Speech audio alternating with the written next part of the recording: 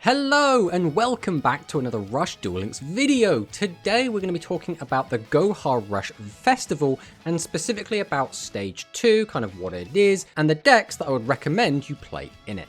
So the Goha Rush Festival is currently on, the first stage is currently ongoing. Basically you play against some NPCs or you can duel on the Goha Rush Festival ladder to grind up to 100 duel points, at which point you've qualified for Stage 2. So what is Stage 2?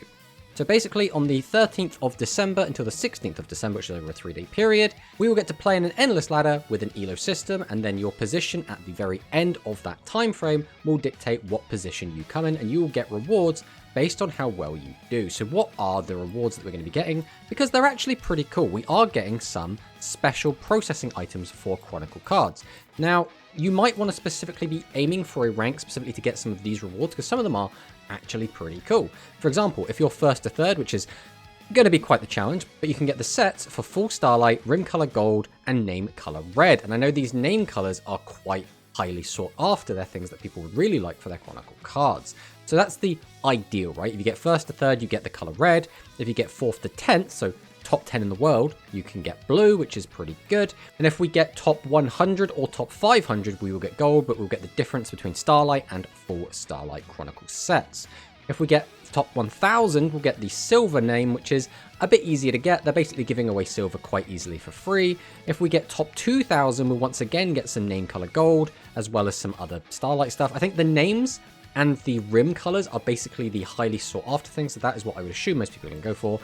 But realistically, getting like top 10,000, that should be pretty doable without much effort. Top 5,000, okay, you'll have to play a little bit, but getting top 5,000 shouldn't also be that difficult. It's when you start getting to these higher numbers that getting these rewards is going to be a little bit more challenging. So let's talk about the decks that I think you should be playing. So tournament metas aren't going to be a one-to-one with like a ladder meta or a point battle meta, which is sort of what the GRF is. So these decks, although are the top performing decks right now, and these are the winning deck lists. We're looking at Dark Galaxy, Mataran, Psychic Fusion, Light Galaxy, Cyber Dragon Worm, and Dragon Fusion. All of these decks are very strong. They're all performing very, very well in like best of 3 settings in tournament format. But these decks won't necessarily translate one-to-one into a ladder setting. But decks that perform well in tournaments will still do well in the GRF, but they might not be the best suited deck for that sort of format. So what I thought we'd do is we'd go through some of these decks and talk about the ones which I think are going to be your best option for climbing in this sort of environment. Now, after talking to some players that regularly do manage to top in this event, we're talking like top 10, top 100, etc. Generally, people agree that if you have a high win rate, that is going to be the be-all end-all. If you just are able to win with a deck more than any other deck and you get a decent amount of wins with that deck, your win percentage will be a lot higher and therefore you will place higher and you won't have to spam as many games. If you're though the type of player that realistically isn't going to be able to get that really good win rate and you're only going to be able to be around 50% win rate, then playing more games is always going to be more beneficial. Another factor to take into account is that if you want to be spamming out games, you'll want to be playing a deck that isn't too complicated. The reason for that is the more fatigue starts to set in, the harder it will be to play a more complicated deck. And you also might burn out on a more complicated deck, whereas if you're playing an Unga Bunga everything in attack mode go face, typically you're going to have a better time. And one deck that ticks all of these boxes is Dark Galaxy. So this is the top performing deck right now in tournaments. This typically is one of the best performing decks in point battles as well, and on the ladder. This deck is just really, really strong. This deck is very simple to play. We basically just spam out as many bosses as we can, give our guys piercing as often as we can, try and plus a ton using the skill, Cataphractos, and using Globule to get extra value. Again, just summon out a big board of pierces and slam into our opponent's board. It's very easy to play, it is very strong, and it ends games quite quickly if everything goes to plan. So Dark Galaxy basically ticks all the boxes. Not to mention, this deck is also quite easy to build. You only really have to go into one box, and assuming that you did get the cards from the yugioh event, you are basically good to go with this deck. So Dark Galaxy, fantastic pick. Next up, we have Psychic Fusion, and this is a deck that has been seeing good results. In tournaments though, it has not been performing quite as well as Dark Galaxy. It only has one tournament win so far, and notably it has not been seeing as many tops as Mataran or Dark Galaxy. Another problem this deck is going to have is that it is probably the most complex deck in the meta right now. So what that means is you're going to be using a lot more brain power playing this deck. Now, this deck isn't insanely complicated. It's not a ridiculously complex deck. Just when we take rush standards into account, this is the most complicated deck there is. There are quite often multiple different lines, multiple different ways that you can combo off, and having to think about all of those frequently over several hour periods can get a little bit draining. So we're going to put this in tier 2 because, again, if you're a well-practiced veteran on this deck, or if you really, really like this deck, you really, really gel with this deck, I think this is going to be a good pick. But if we're planning to spam games for 3 days straight, I would not recommend you play the Psychics, but it is still a decently strong deck. Next up, we have Mataran, and Mataran is going to be in a similar spot. I think maybe we put it above Psychic. I don't think it makes too much difference. These decks are basically the same in terms of my recommendation. So Mataran, again, is a little bit more complicated than the other decks we're going to talk about today. It's not, again, insanely complicated, but it will require a bit more brain power than some of these other decks. Mataran also doesn't tend to win games super quick unless you draw exceedingly well. If we're able to do like a type change beam combo with a Sure, sure, we'll kill our opponent in no time at all. But when that doesn't happen, this deck can take quite a long time to finish games. Now, this deck is still very strong. And again, if you're a veteran of this deck, if you're able to play this deck to quite a high level, you can just go in, get a whole bunch of wins, get a really good win rate, like let's say like 60 to 80%, and be well off and basically just play that way. But again, this is not a deck that I would want to play for 3 days straight, so taking that into account, again, I wouldn't recommend this super highly, but just like the Psychic deck, I think if you're good at the deck or if you really gel with the deck, it's also a fine pick. And next up, we have Worms. Worms is an okay deck. I would say this deck is noticeably weaker than a lot of the other decks we're going to talk about today, so I would only really take this if you already have all the cards and it's one of your favorite decks, for example. This deck is okay. Basically, this deck's claim to fame, its main thing, is that you can summon 3 relatively big bodies to the board very easily.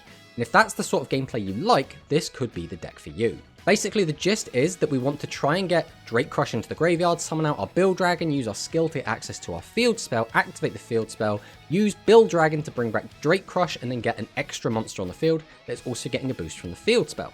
Because the field spell is giving all of our monsters 400 extra attack, we'll have a 29, 28, and something else, probably a 19 or another 28, depending on what last card we have access to. And just having a board full of big guys can be quite difficult for your opponent to beat through. I would say this deck specifically has pretty good matchups into Dark Galaxy, Light Galaxy, and Cyber Dragon. So if those 3 decks specifically are causing you issues, this might be a good deck to pick. Now again, this deck is noticeably weaker than a lot of the other decks, and that is because it can be a little bit inconsistent. The skill can get us back our field spell, which is very useful, but if we have to get our field spell in one turn, that means we can't use the other part of the skill to get fusion or our Build Dragon, which can make the deck feel a little bit slow. So this wouldn't be my first recommendation, but I think Worm Fusion could be a strong deck going into the GRF. Then we have Cyber Dragon, and Cyber Dragon is a fantastic pick for the GRF. So Cyber Dragon is relatively free-to-play friendly. A lot of people have already picked up 3 copies of the Cyber Dragon structure deck, and they've already gone through the Cyber Dragon box, which means they already have most of what they'll need. This deck is very consistent. This deck is also very good at building a big board, and building a big board is really helpful when you're going to play against decks like to punish small boards. So for example, this deck has an okay matchup into Dark Galaxy, and it has an okay matchup into Light Galaxy, which are 2 of the more popular decks right now. So Cyber Dragon is actually a really good pick for this. It's also very, very simple to play. It is very just play all the cards in your hand. There isn't a ton of thinking involved, which is fantastic for this sort of event. I would say that if you're free to play, or if you don't really play Rush, but you have all of the Cyber Dragon cards, or you can easily get a hold of them, this is going to be one of the better decks to play for this event, and I would expect a ton of people to be on Cyber Dragon. Now, I don't know how many Cyber Dragon are going to finish in like top 100. I would be surprised if there weren't any. There's probably going to be a decent chunk of Cyber Dragons in the top 100, probably something like 10 as an estimate. I don't think it's the strongest deck in the format right now, but I think for a GRF Stage 2 type event, this is going to be a good pick. And then we have Light Galaxy, and Light Galaxy is, again, very similar to Dark Galaxy. The deck works to summon out a bunch of big bosses, give them piercing, ram into your opponent, and get a ton of damage in as soon as possible. This deck makes use of its skill and Secret Order, which is just a really disgusting combo, to just swarm the board with big guys, as well as get piercing and change your opponent's defense position monsters to attack position, letting you get in for massive damage. This deck really does aim to win the game as quickly as possible, which does mean it has quite a glaring weakness, that being if we do run out of our spell cards, so specifically our Secret Order and our Meteor Charge, the deck seems to stall out and you end up just kind of being vanilla aggro, which is not particularly good. But as long as we win before we run out of spell cards, the deck is absolutely fantastic and can be the fastest deck in the game. The last deck I'm going to talk about today is the Dragon Fusion deck, and this deck actually finds itself positioned quite nicely in the current meta.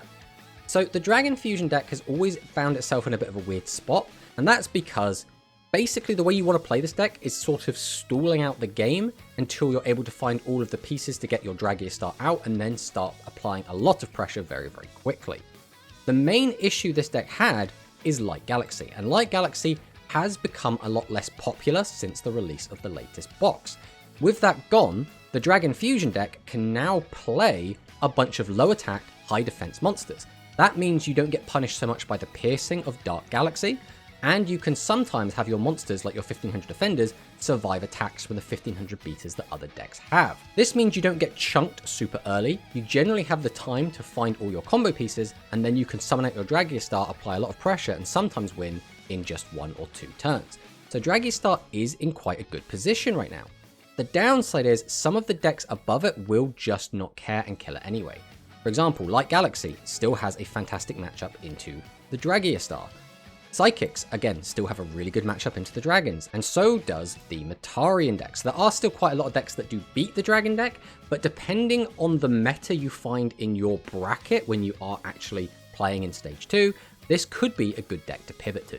So there are all these other decks at the bottom as well, and you could theoretically play some of these, but I think at that point it comes down to personal preference. This list is basically supposed to be helping players that don't really know what deck to play, or players that are just here to get the rewards. They're kind of dipping in and then dipping out again. If you're already a strong Rush player, you probably already know what deck you're going to bring.